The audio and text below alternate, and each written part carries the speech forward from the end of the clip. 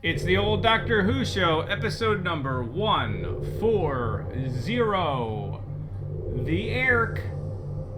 Hey, Eric. Hey, Eric. Go forward in all your beliefs and prove to me that I am not mistaken in mine.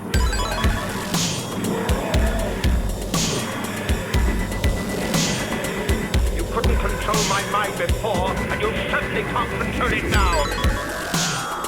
Would you like a jelly, Toby? The TARDIS, when working properly, is capable of many amazing things. Because the polarity of the neutron flows with the TARDIS would be free of the force field. Well, the TARDIS is more than a machine. It's like a person, you see. The resulting reaction is Spidey. Are you ready?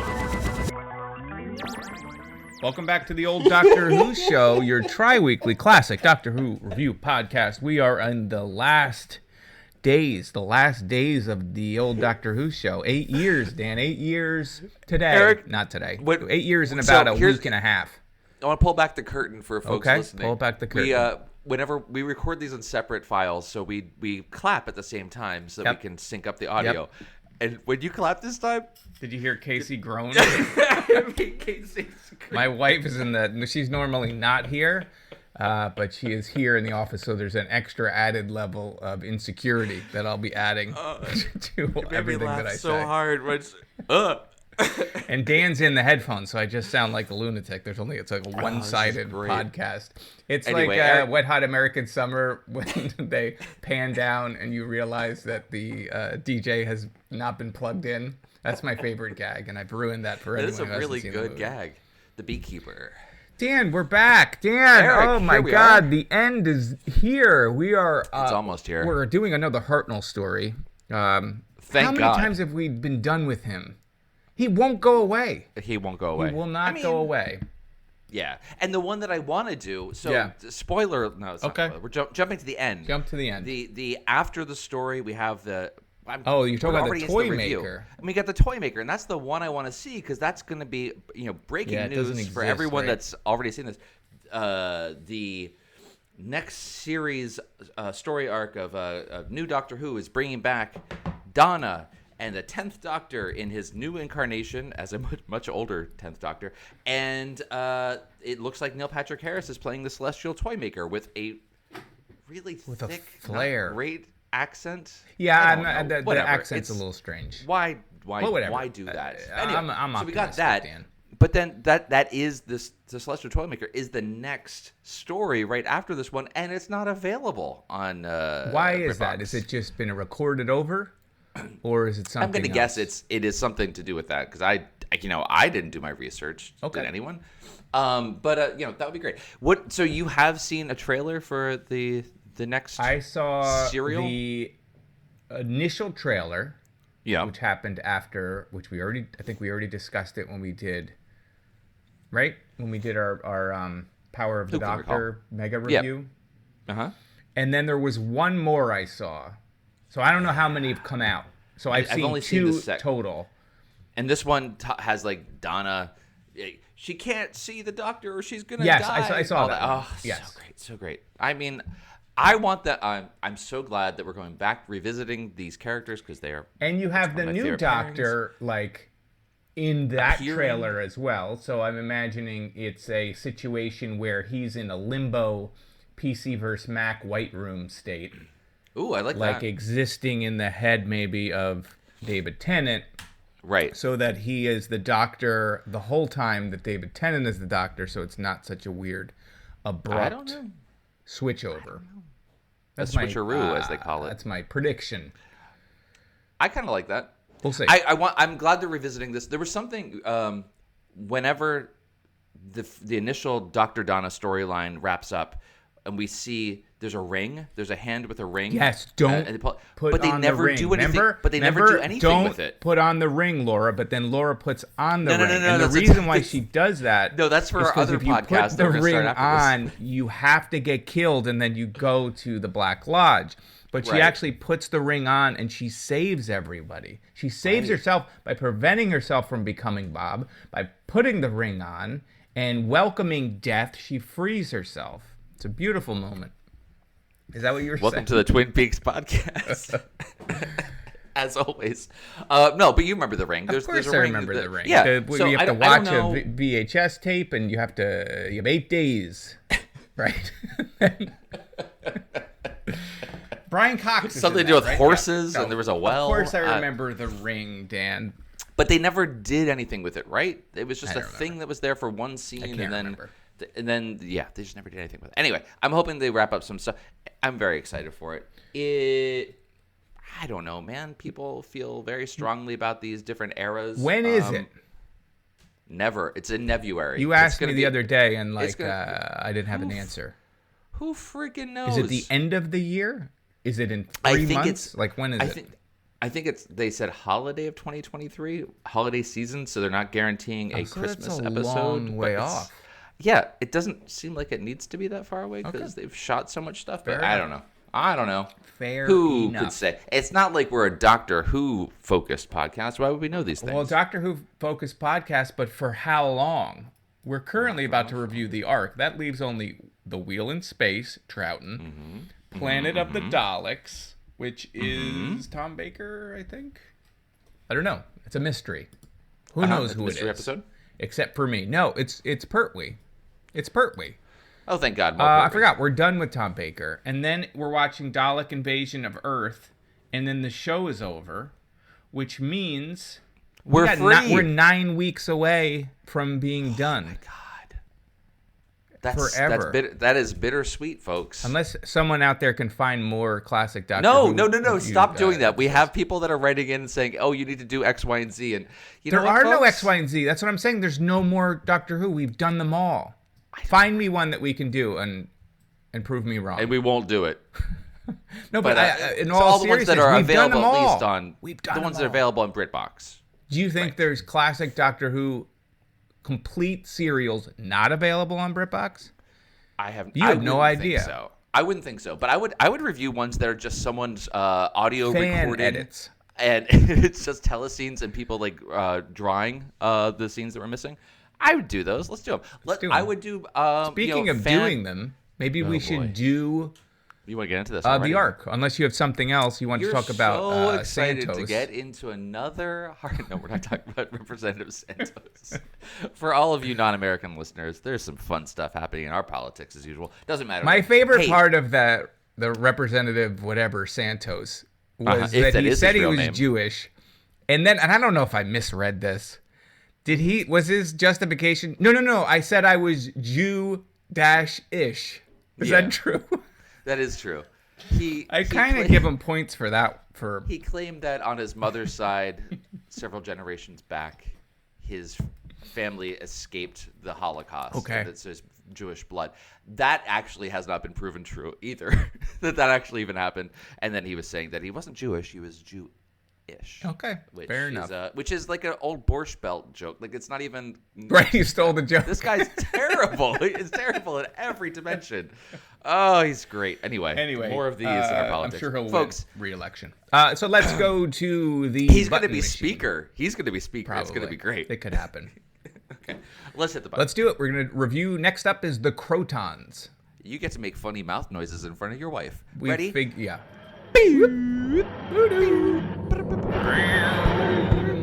No, it's over. Unwisely. Now they mean nothing to us. You have had my last warning. Do as I say.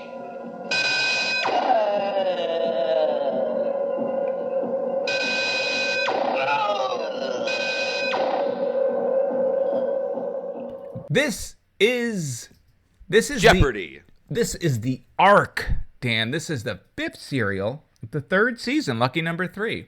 That's the Trinity, as it's called. This is from a show called Doctor Who. Let's find out. The Doctor and his companions. That's the word. What's her name? Dodo.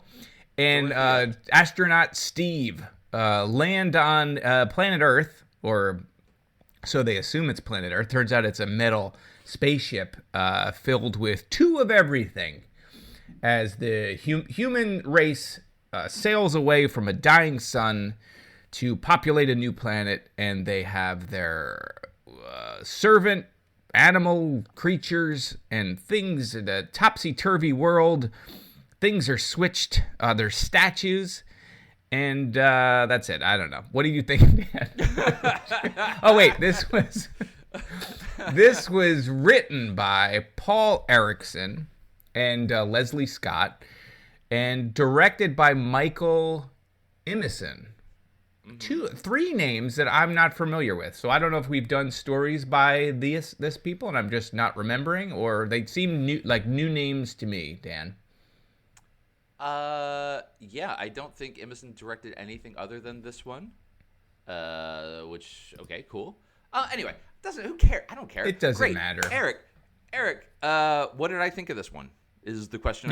I think I was wondering what you thought of the arc, a plot line that feels like we've done it, but this is so early. So this is the the version, right? Our next story is called The Ark. No, you can't. How about The Ark in Space? Sure, that qualifies. Fine. That's fine. No one will get confused by that one. Eric, this one was slow as molasses. Yes. But I like the overall story of it. I like the structure of it. Fair enough. I think the production design was pretty fun. The monoids are just ridiculous looking. You got wildlife. You got wildlife. You got flora. You got fauna. But it was kind of a snooze fest through some of it, but overall, it was fine. I liked seeing Dodo and Steven because we haven't seen many stories with them. So it was fun just to get to see something a little bit different. Yes, and I know I have stepping on your time to talk with my time to talk. Reclaiming my time. I forgot about Dodo. I can't remember if we did Dodo before. We did. She appears when you see her for the first time wearing some kind of King Arthur garb. And I was like, oh, I guess she's from like King Arthur time, and that's where they found her. And then like later on, the doctor's like, why are you wearing that dumb outfit? I was like, oh, I guess they did. I don't remember where we picked her up. I looked and saw the previous episode or previous story was something we hadn't reviewed. We did, we must have seen her first story, right? Do you remember it? I kind of remember the character, but I don't remember if we saw her being picked up, or maybe we did later. The gunfighter preceding this one is the one that they pick her up in. So no, I don't believe we saw the first one of her, Dodo Dupont. Right, but she was in the gunfighters, right? Because I remember was in the massacre. Her from that, and maybe that was where I first saw her. So the massacre was first, which we didn't see. The Ark, which we're doing now. Celestial Toymakers next, which we won't get to see. Yeah. And then gunfighters. So we actually got to see Dodo in the fourth one of hers. Like, I found her and Astronaut Steve not my favorite companions. I didn't find any...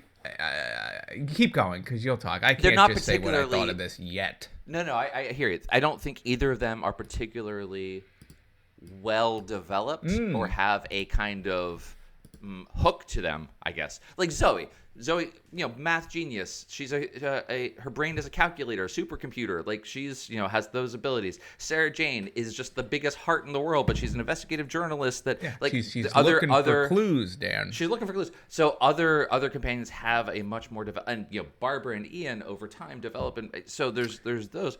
These two feel very much like blank slate. Well, I think Astronaut Steve, from what I remember, right? They found him on another planet, but he was a human astronaut that had crashed there, right? Yes, and he was sort of an enemy a little bit or something at first, and maybe then he was on their side. I don't remember. Maybe I'm getting that piece wrong. But he's kind of a comic relief. Like, isn't he supposed to be funny? He's supposed to be, a little bit lighter. Wasn't he obsessed with a dolly that they stopped mentioning? They should have constantly had the dolly only talking to him. Right. Like you would hear a voiceover of the dolly, but no one else can hear it. And that would add a little element. I think that would have been great. I agree with you. They're kind of like, I don't know. Well, keep going, Dan. I gotta save my...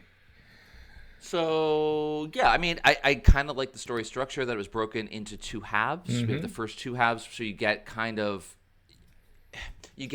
the first episode ends with a cliffhanger, then it resolves in the second half, and then then it kind of picks up again. So you get these two little mini stories within there that are obviously all the same story connected over a period of time and blah, blah.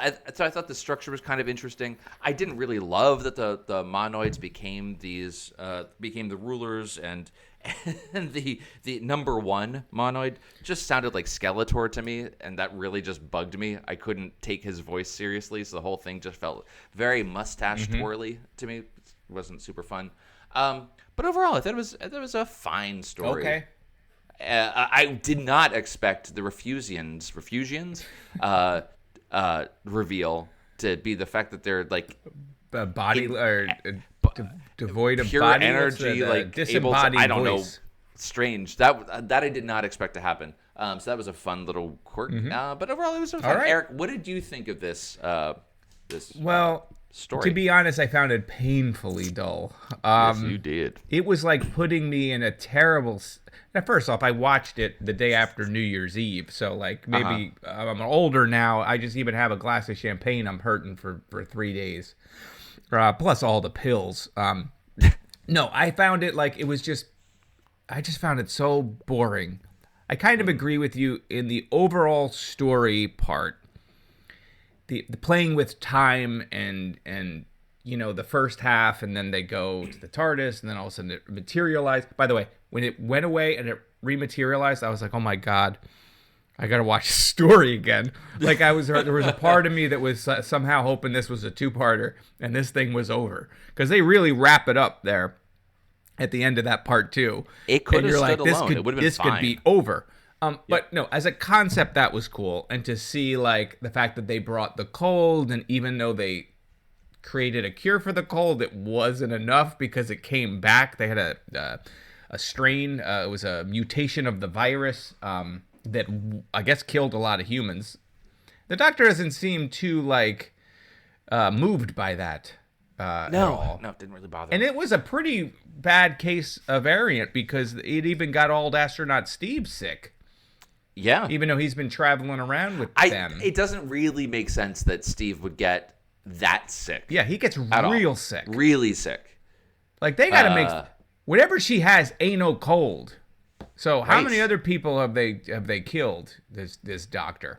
But to back it up again, I just found it very boring. Oh, wait. And, like, there's scenes that just hang on. feel like you're watching water boil. And I say that because I also watched a lot of this while cooking and boiling water. So there's You were just times having when I water felt for like dinner? I was watching water boil, and I literally was watching water water's boil. ready. Yeah, no, I totally agree. That's And why there seemed to be a lot of flubs, right? Like more flubs, Yes. I feel like, than usual. And there's always a lot in the Hartnell era. But It wasn't just everybody, Hartnell, though. everybody in the Everyone. cast was just stumbling through their lines. There felt like this weird energy among the cast too, where maybe everyone wasn't into the idea of the show. A little lack of energy, maybe. And then there was that one moment where the Doctor and Dodo, I think it's Dodo, or maybe it was one of the Guardians, can't remember. Someone says, like, okay, and the Doctor's like, what did you say? And then she's like, I said okay! And it felt like it was not the show anymore. It was two actors fighting over whose line was supposed to go next. Do you remember that part? I do remember that part, but that was part of a running joke in quotation. But yeah, yes. Yeah, I guess it was. The But it Doctor felt keeps more correcting. Real, felt more meta at that point. I Like, oh, hear okay, it. this whole show is breaking down. It was I will- fine, though. It was fine. Can I It was- confess it was, something? It was okay. It was conceptually interesting, but terribly boringly executed. Yes. Right? Yes. I don't Here's my confession, and I may have Confess mentioned it. this on the show before. Eric's well aware of this. Yep. I don't tend to watch Hartnell episodes at the normal playback speed. Oh my god! I can't believe you are publicly saying I this, will Dan. This great oftentimes- shame that right now I will there's oftentimes- 1,000 unsubscribe buttons being hit. That is absolutely fine. What I will do is I will watch it whenever there's actual story beats happening. I will watch it at normal speed. But there are many extended sequences of them. Oh, I don't know. So you should have driving- saved this for like the driving behind the through scenes the- Doctor oh, Who, this- old this all- Doctor Who you're show right. thing. This is for the documentary later. driving through the jungle, for example, was a full 30 seconds. Yes. Why? There's so I will speed that up to 2x speed. So all of those parts where it's like excessively flabby, there's just nothing happening. Yes. And there's it lots is someone of that. walking from one room to another, and it takes 30 seconds tracking shot. I don't need that, so I speed that up. That's just how I get through some of these. Now early ones on the because other they're hand, just watch this at terrible. regular speed. Oh, because you're a champion. I'm a champion. You want a medal? I'm a You want a medal? purist.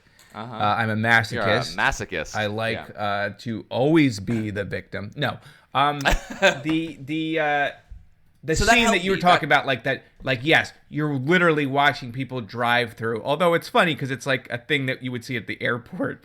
So there's some comedy elements it's to going watching beep, beep, how and ridiculous people are getting it out of the is. way or just like not moving away from the tram. And you're just like sort of processing through your life when you're watching this, and you're like, well, I did this for 8 years. I mentioned to my wife the other day about how the podcast was ending, and she was like, "It's a shame it wasn't successful." So that's also playing in the back of my head. Not that it wasn't successful. She was saying that we never had any ads, right? There's no ad revenue coming through here. We've got some links where you can buy a DVD from Amazon, and Amazon gives you like a penny. We have turned down sponsorships left and right from we imaginary stayed everywhere. pure. I will say this, some positive stuff. Okay. I thought the reveal of the what are the names of the bad guy? The monoids. Yes. Was cool as hell. Like the design with the eyeball. Like, okay. And when you first see that, it's like, oh, and I thought I was gonna I honestly, like, when I saw that in the beginning, I was like, I'm going to love this story. I thought it was going to be like a spookier kind of vision of the world. And it is a little bit, I feel like the first episode, maybe the first like 15 minutes or so, is kind of cool because you see like that reveal of the monoloid. Then you see like the monoloid's hand. Or monoid. Monoid, I'm sorry. No, the hand on the, like, I think it's like watching the TARDIS or something. And then there's like a cross cut to that same hand in that weird court scene. Yep. And then they start miniaturizing people, which is also funny. And that never really goes anywhere. Like, I thought that was going to be more important. I mean, it's essential to the plot, but they don't keep bringing it up. It's like a scientific way that they're miniaturizing and carrying all of society, humanity, and then all of the monoid, which I feel like we've also seen, right? I know we did. I mentioned Ark in Space. They're all in like capsules, right? They're not miniaturized. Right, they didn't miniaturize them. But didn't we see another Doctor Who story where they did miniaturize the population and keep them somewhere? Or is that in a New Who thing? And like the whole society. I mean, I always think of. Maybe think of the Master with his like tissue compression, which is I'm just murderous, but a little different. No, hey, quite possibly. We've only done 140 of these. Yes. How can we possibly keep track? But that part was cool. Like I thought that. I agree. And I guess that's the director, or whoever, the editor or whatever. That was sort of interesting. So I will say some positive things about it. I like the design of the. So monoids. The monoids themselves, the first time you first see them. The camera is behind the monoid, looking over the shoulder, and it turns around, and it is a 60s shag haircut. Yes, coming down over until it gets to the person's nose, and then it is a ping pong ball in their mouth with an eyeball painted on it, and a chin strap. Okay, and I gotta back up. Wearing a crocodile skin jumpsuit with little footy pajamas. They at the bottom. 100% look like if they had washed up on Gilligan's Island, they would have been playing like some kind of bee song. Yeah, they would have had a beach party. They would have had a beach playing party thing. Coconut drums and the first reveal of the monoid is kind of spooky, kind of scary, kind of weird. And then it gets absurd with the haircuts and everything, and it looks real dumb, but also kind of funny. I big points for figuring out how to do something totally different. Like to have that single eye. Well, where can we put it? Well, we could just do makeup and cover up their eyes and put it in the center of their forehead. No, I have a better idea. Let's put it in their mouths. So then they have to use sign language for the first two stories to talk because. And then they give up on that. And that's like the other thing. Like weird. The fact that it's in two parts. is interesting. But then by the second part, they're like, okay, they got voice boxes now. Like, I don't know. I didn't love that whole bit with the voice box. It would have been. Can you imagine, Eric, if yes. instead of having the voice boxes, they continue to have to sign and have to have a guardian repeat everything? Yes. You would have thrown your computer through the window. You are so correct, angry. Sir. Yes, you are. So correct, I'm glad sir. they did do that. But it was very strange. It was an interesting character design. I think maybe you'll see this in the GIFs, and maybe you'll use this as the cover art. But like the first monoid that we see, with the bangs come down, and you can still see the shadow of the actor's nose just above where like the forehead of the monoid is. It breaks the illusion. It just looks so silly. Right. But hey, and it like reminded me points too for of trying. Planet of the Apes, right? So you have these subservient creatures serving the humans, and then through time, they have switched roles, not unlike the apes. And then the statue part was, I like the statue part, I will say too, as a device for showing time. You know, because they're very specific about 700 years. And then you look and it's, oh my God, the statue has the head of a monoid. And then, you know, Tim Burton's like, I'm going to use that. I'm taking that. I'm going to use that in everyone's favorite Planet of the Apes movie. The only one that really matters. The only one that's worth watching. I have not seen that movie. I since never the saw movie it. Theater. I couldn't. It was a terrible experience. Plus, there was these drunk, obnoxious people behind it. It was a horrible thing. What were we talking about? Get that off your chest. But yeah, so Planet of the Apes. Now I know Planet of the Apes came out in '69, maybe.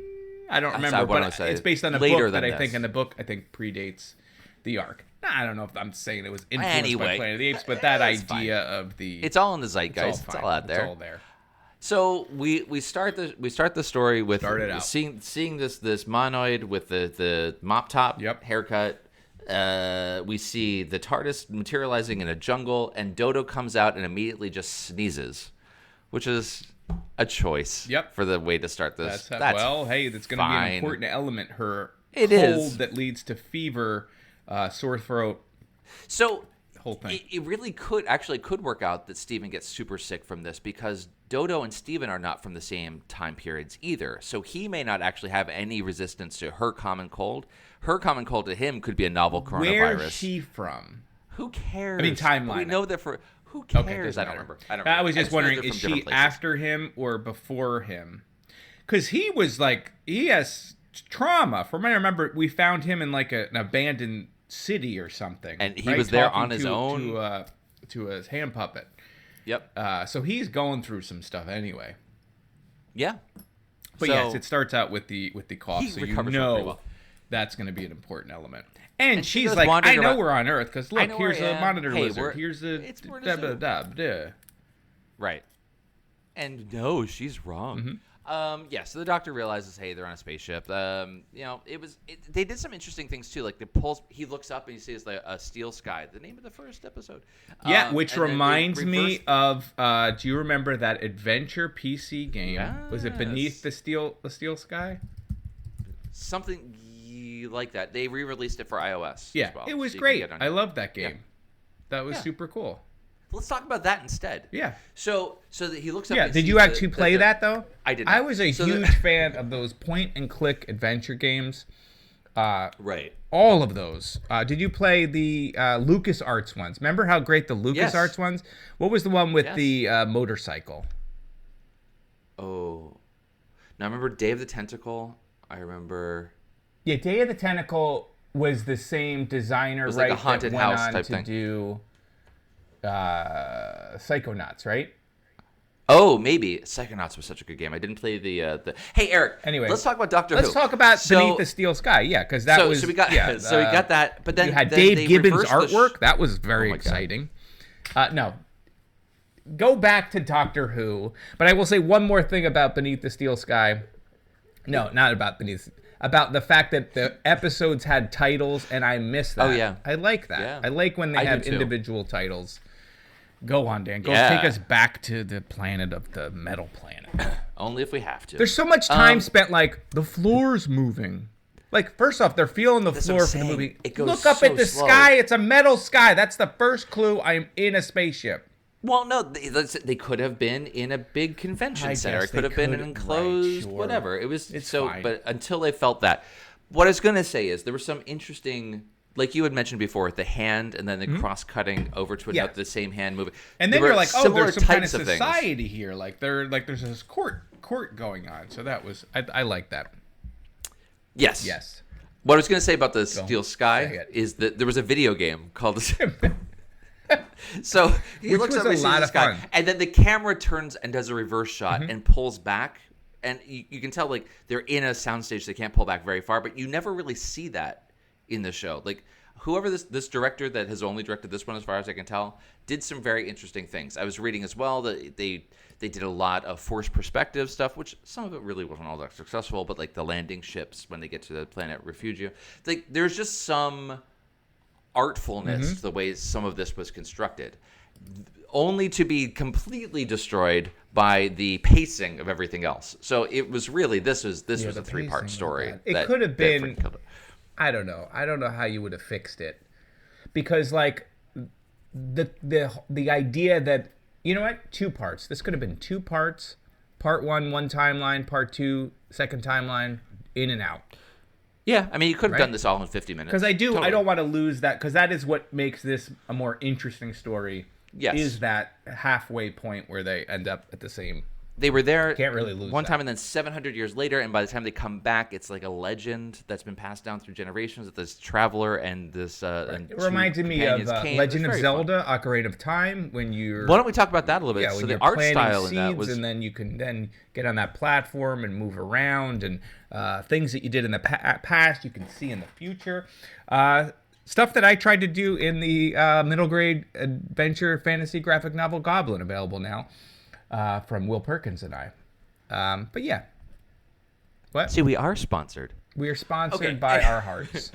Okay, so that happens. I don't know where were we talking. We were going through the story. So part 1. We got the trial. We got the trial going on. First of all, these humans, these guardians. Oh my God, the one guy. We got to talk about the guy. Let's talk about the guy right now. Zentos. He is awful. Zentos, the He is fresh awful. maker. He is so he terrible. overacts. All right, I told you how it started. Great. Here it for comes. me.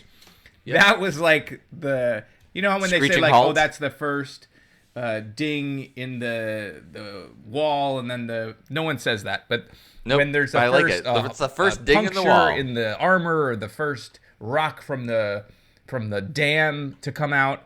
It wasn't like that. The whole dam came out, and I hated everything about it. The whole damn As soon dam as he broke. started talking, he was so over the top, dramatic. Especially when he got sick. When he got sick, it was like unbearable. I found. Oh, you're talking about the commander. I'm talking about the older guy. He's the judge, right? He's the father of the. Okay. He's I'm commander, sorry, yes. that's who I was I think talking they about. all did. Him, and then there was the adversarial guy that. Yes, he was awful. Also awful. That tries to kind of railroad them in the trial. He was. But I felt the completely older guy overacting. was real bad. Yeah. Real Yes. hard to watch for me. Just dial it back a little bit. Overactor. Yes, he was. Yes, I guess yeah. I don't know. The trial was just like it kind of felt like it came out of nowhere and really Yes. wasn't all that useful. No. Because there's a guy that he did a bad thing. He like left a valve open or something and gets shrunk down. And there's the minimum punishment. Right, watching that, and I guess you're just so accustomed to how these stories are structured. I was like, oh, okay, the monoids, they did it, and now this guy's an innocent guy, and he's going to be on trial, and the doctor's going to have to rescue him from getting... But it's not that at all. Not He's that just story at all. incompetent. And then it's like, okay, well, Right. that's actually kind of interesting, because it didn't go the way you thought it was going to go, but then it did in the second part. It turns out they were... So the trial was there for the story to tell us, like, okay, here's these guardians. We understand that they're traveling for 700 years, that this guy's going to get miniaturized for that time period and be put among all the other, human race that's been... They could have did so it's doing a bit of that. And then it's setting it up later, like, oh, there's a trial now. There's going to be another trial, and the doctor's going to be on trial. But So it's wouldn't you have doing thought that scene would have better illustrated how the humans abused the monoids in some way because that's. But they didn't. They never did. Well, they do because that's the whole point of the second half. Because they say you're treating them the way they treated you. Remember at the end? I mean, that's but I don't think that was actually the case. I think the monoids. So you're pro Guardian. This is why we can never agree. You're not seeing it from the perspective of the monoids, but they do say that at the end, right? They're like, hey. They learned by watching you, Dad. I learned by watching you, and you were bad to them, and they were bad to you, and now get along. But I don't. Okay, I honestly don't remember them saying it like that. But it didn't feel to me. It felt like the monoids were just. So the history of this is the Earth. Okay, there's this planet. Okay, let me back up. There's a cosmos. There's a big bang that happened. So, on Earth, as it is in heaven, 10 million years in the future, at some point, this alien race comes to Earth because their planet was dying. Yep. They come to Earth and they live happily with the Earthlings there, which that would never happen. But they end up learning to cooperate. But then the Earth is in danger. The Earth is going to get swallowed up by the sun. So they need to leave the planet. They build a spaceship, this ark, if you will, miniaturize the entire human and monoid population except for the human guardians and the monoids to help them. But I didn't see them as being slaves. It felt like, yes, the guardians were in charge because it was, Earth that they're coming from. But the monoids weren't slaves. They were assistants more than anything else. I guess. I am pretty sure that they make a point of saying I bet that they learned from them and then they... because they're villains by the end. Although, I mean, I guess that the monoids fracture and have their own little civil war, which is another number element. 1 and number 2 are kind of yeah. I don't know. Okay. It's fine. Anyway, we can jump back. There's a also with by the way story. Also Planet of the Apes. It is a virus of some kind that wipes out dogs and cats. Is that what happens? And then we start domesticating animals or apes. Is that what happens? Sure. Nothing like this with the virus. Just throwing that out there. They're domesticating monitor lizards and elephants. Okay, so whatever. What happens? I don't know. In this story, there's a bunch of the references to the TARDIS. They're not being able to control the TARDIS. Like even from the very beginning, Dodo's like she says something along the lines of like wanting to go home, and the Doctor says, "I couldn't even send you home if I wanted to." Later, Stephen makes reference to the fact that they can't really control where the TARDIS is going when they and you forget that that's such a big part of Old Who is that they have no control over the none TARDIS. At all. Yeah.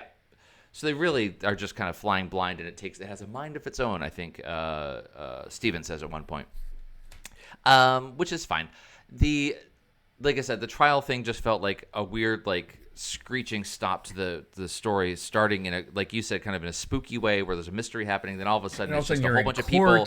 And it's like a trade federation thing, and you think you're trying to watch The Phantom Menace again. True story.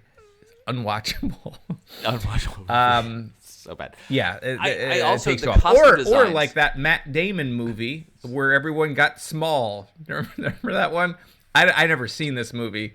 I swear to God, I saw a trailer. It was in a movie for another movie. And all of a sudden they're like, hey, there's this new Matt Damon movie where everybody gets tiny. You know what I'm talking about? Was that the Born Supremacy? It's called The Born Supremacy. Yep. He doesn't know who he is. He just knows how small, and then he just gets your keys. Right. It's a secret government program for finding your keys. Did I ever tell you that I got my keys once caught in my toilet? It's true. Believe it or not. So I had my keys in my pocket, and I leaned over to flush the toilet, and at the same time, my keys fell out, went into the toilet, sucked it all the way up there. I ended up going on Amazon, getting one of those things with a camera on it, like poking it into the toilet. Couldn't get it. I had to get an actual plumber out here, take the keys out. It was very embarrassing. I'm sure I got my he's seen keys worse. Back, so. Or they've seen worse. Anyway, Eric, what are we talking about? We're talking about Doctor Who and anything except this story. Well, I feel like it's 4 parts. We said what we had to say. Interesting ideas, terribly boring. Yeah. Right? And we were going to harp back on it. long scenes of driving, courtroom scenes, just scenes of them in the kitchens. Remember where they get assigned to the kitchens for some reason. Just like the kitchen prison where they can't leave and they're not really cooking because they just drop a pellet in water. And then even when they get to the planet of the Skeksis, yes. No, when you hear the disembodied voice, like even that gets kind of boring. Yeah. Right? Well, so at first you're just like, oh, it's an invisible dude. Because they, you see like the refugian, I guess it's just one being now, I don't know, gets into the capsule and you see the butt imprints on the cushion. So it's like, oh, it's just the dude. But then later, the refugian, as in a twist of subterfuge, takes control of the ship and flies it back up to the Ark, and is able to move the statue, like pick up this gigantic statue of like adamantium stone, and just like pick it up like it's nothing. So is it a dude with butt cheeks, or is it like this energy being that can just do anything? How do you lose your body to solar flares? It's a solar flare. Unclear. Well, isn't that a Fantastic Four type thing? Wasn't it a solar? Not solar flares. That was cosmic rays, Dan. Cosmic rays. I think that was solar flares was in the Fantastic Four movie, which was written by Mark Frost, one half of Twin Peaks. So then Invisible Girl is a direct ripoff of the Refugees. There you go. There you have it. Wait, what was her name? Sue Storm. Yeah, but what was her? It started out the Invisible Girl and then became the Invisible Woman, thanks to John Byrne's run, which is one of my favorite runs of the Fantastic Four.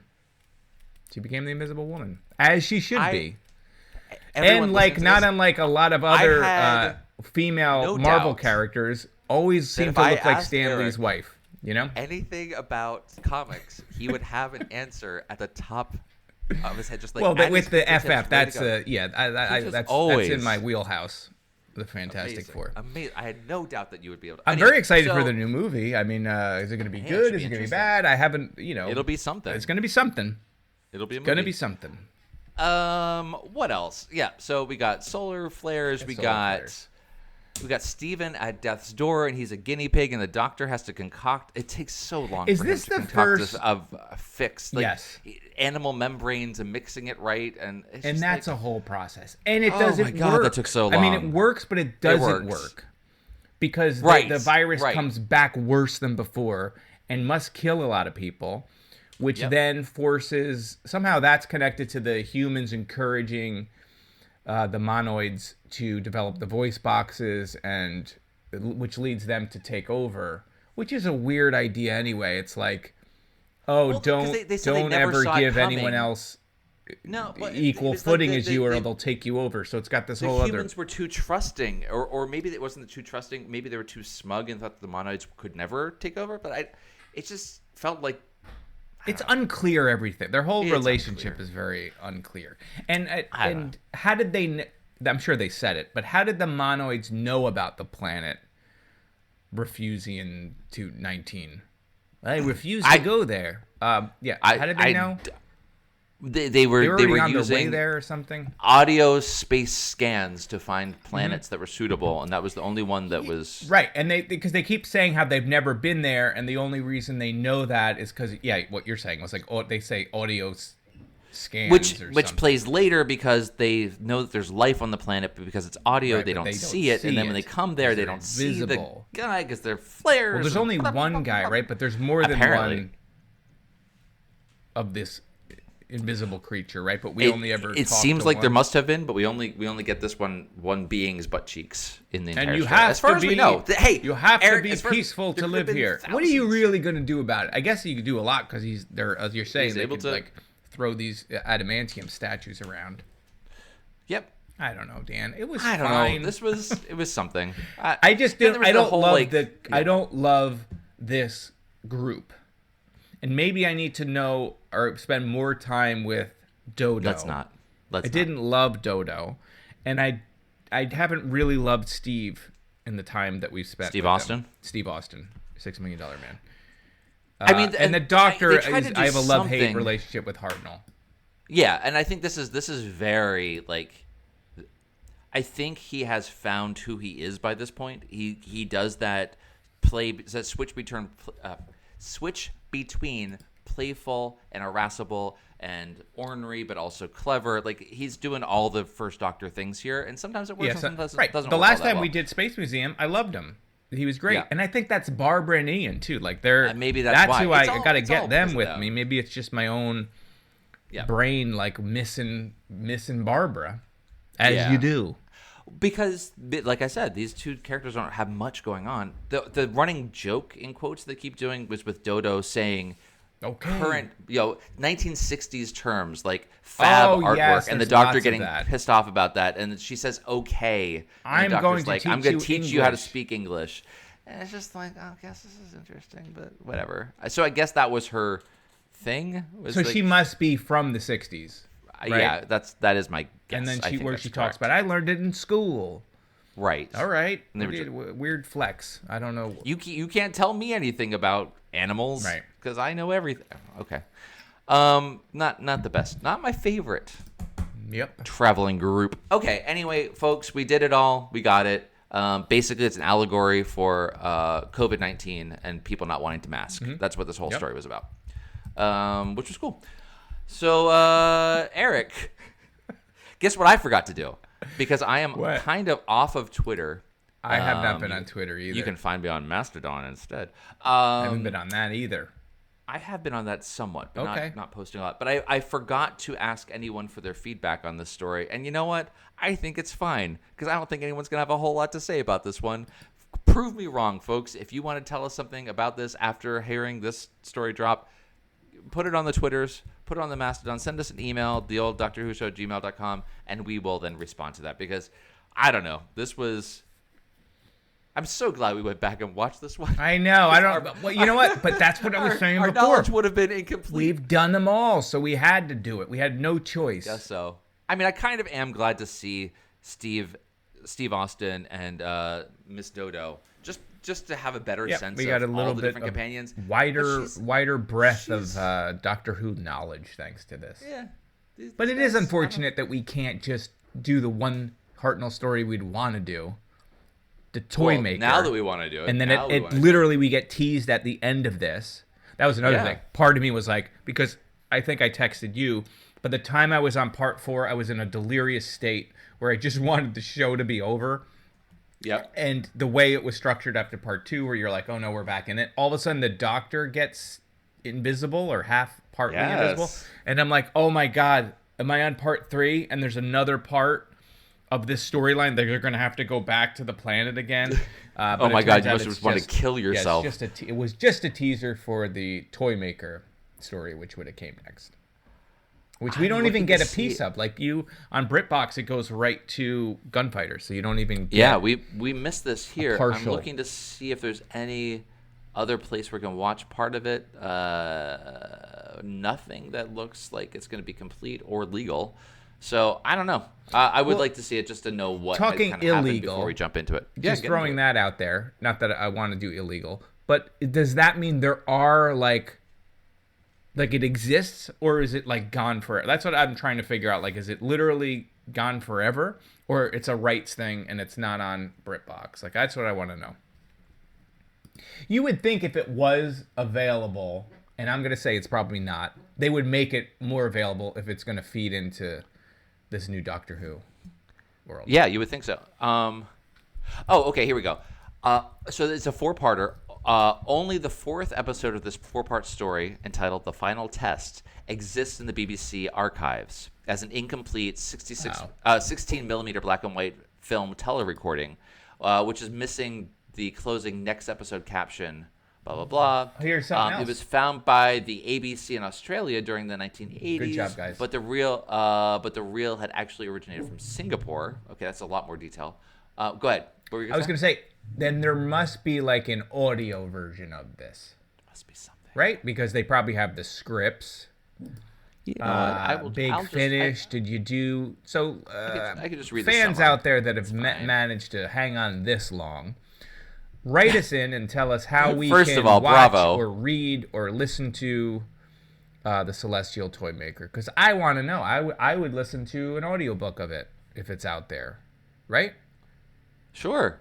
I'm sure there must be a radio. So the story was released again on vinyl by Demon Records. Okay, interesting. The soundtrack for the story was released on CD with some linking narration.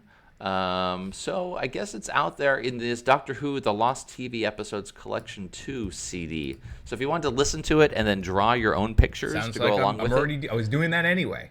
All right, that's what we're gonna do. So next episode, you're gonna watch us listen to the CD and draw our own versions of what was going on. Anyway, folks, thank you for sticking with us on this one. It was not the most exciting one. Sorry to start your new year with a kind of bummer episode. The fact that we're ending the show, and this is the kind of material. It's fine. We're gonna end the show with a Peter Cushing romp. And that's gonna. And then be what fun. do we do? We'll do it live. What are Dan and I gonna do every 3 weeks? What are we gonna do? At the very beginning and start from the in sequence and watch them watch all of them. Watch all of them. Yeah, we'll figure it out. All right, that's it. All right, everybody. Thank you so much, everyone. And Happy New Year. Happy New Year. You can also listeners. Find us on TODW's show on Twitter, which I don't really follow. That's the only part of Twitter that I'm on is for that reason. You can write us an email at theolddoctorwhoshow@gmail.com. You can go to theolddoctorwhoshow.com to find all the previous episodes, including the GIF galleries for those fun ones. That's true. And the TOW show on Instagram. You can find Eric. Yeah, you can find me at eGrissom on Twitter, which I don't really use. eGrissom on mastodon.social, which I don't really use. Grissom on Tumblr. eGrissom on Instagram. What else is there? ESGrissom on TikTok.com. What about your own website? EricGrissom.com. I bet you can find all the But links if you there. really want to support me, you will go to your favorite bookstore and pick up any number of comics or graphic novels that I've written, and that would go a long way in helping me. Actually, you know what else you could do is tell people about them, right? Maybe you're already listening to this, so you probably already bought Goblin because you're amazing. Also available now in the Czech Republic. You can tell a friend who might like it, right? So we can sell more books. If you have a middle grade reader in your life, Eric's got a ton of stuff to keep Or them is a middle-aged reader. Planet Gigantic comic books. You got. I got it all. Got everything. So good. Me, I do nothing, so you can't support me anyway. Don't worry about it. But you can find me at you can support Dan by Dan J. sending him some on chocolates. Mastodon.lol. Send Dan I don't know, tea cozy. I don't know. Just send him something. We don't have a P.O. box anymore, so people can't really send us stuff. I miss getting stuff. We got mugs once. You remember? I got signed Ace pictures. We got so many great things from the old Doctor Who show. So instead, if you want to send us stuff, just send it to Eric's home address, which is... Yes. Oh my God, I almost gave it out. I don't even know it off the Maybe top of my we head. we got to figure out what we're doing for our last episode as well. I think we're going to have to do a live one on video or something. Someplace. Can we do a thing? This is what I would love. I would still talk to you every 3 weeks. Yeah.